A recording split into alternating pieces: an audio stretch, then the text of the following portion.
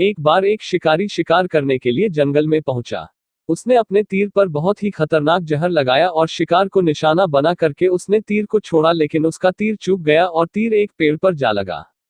वह पेड़ बहुत ही हरा भरा और बहुत सारे तोते उस पेड़ पर रहते थे। जैसे ही वह जहरीला तीर उस पेड़ पर जाकर लगा, वह पेड़ धीरे धीरे सूखने लगा और उस पेड़ पर जो भी तोते रहते थे वह एक एक करके उस पेड़ को छोड़कर जाने लगे। उस बड़े से पेड़ के कोटे में एक बहुत ही बूढ़ा तोता रहता था जो बहुत ही धर्मात्मा और अच्छे मन का था। सभी तोते उस पेड़ को छोड़कर जाने लगे थे, लेकिन वह बूढ़ा तोता जाता था, दाना लेकर के आता और उसी कोटे में आकर के बैठ जाता था, परंतु उस पेड़ को छोड़ने को तैयार नहीं था।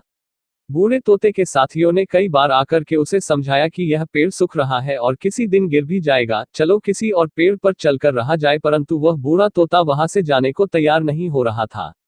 अब यह बात देवराज इंद्र तक पहुंची। उन्हें बताया गया कि एक तोता है, वह जिस पेड़ पर रहता है उस पेड़ पर एक जहरीला तीर लगने के कारण सूखने, गिरने और खत्म होने के कगार पर आ पहुंचा है, और एक बूढ़ा तोता अभी भी वहीं पर रह रहा है। वह दाना लेकर आता है और वहीं पर रहता है, जबकि उस जंगल में बहुत सारे पेड़ है, लेकिन वह उसी पेड़ पर रह रहा है। देवराज इंद्र प्रकट हुए और उस बूढ़े तोते से कहने लगे कि आप बहुत धर्मात्मा है, बहुत ही अच्छे मन के हैं, लेकिन आप इस पेड़ को छोड़कर किसी और पेड़ पर चले जाइए, क्योंकि यह पेड़ कुछ ही दिनों में गिर जाएगा। तालाब के पास में बहुत से बड़े बड़े हरे भरे पेड़ है, बड़े बड़े कोट है, उन पेड़ों पर फल भी लगे हुए हैं, उन्हें वहीं पर तोड़कर खा सकते हैं, परंतु यहाँ से आप चले जाए।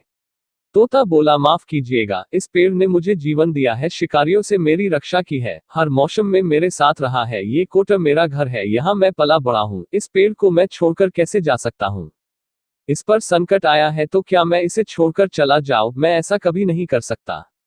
देवराज इंद्र तोते के इस बात से बहुत ही प्रसन्न हुए। उन्होंने तोते से कहा, मैं आपके इस बात से बहुत ही खुश हूँ, मांगो जो आपको मांगना हो।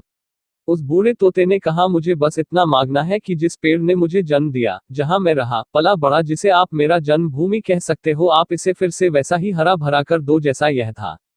देवराज इंद्र ने अमृत से उस पेड़ को सिंच दिया और पहले की तरह हरा भरा कर दिया। अब वापस से उस पेड़ पर आकर के बाकी तोते रहने लगे। वह बूढ़ा तोता कुछ समय तक और जिंदा रहा, फिर उसकी मृत्यु हो गई और वह स्वर्ग में चला गया।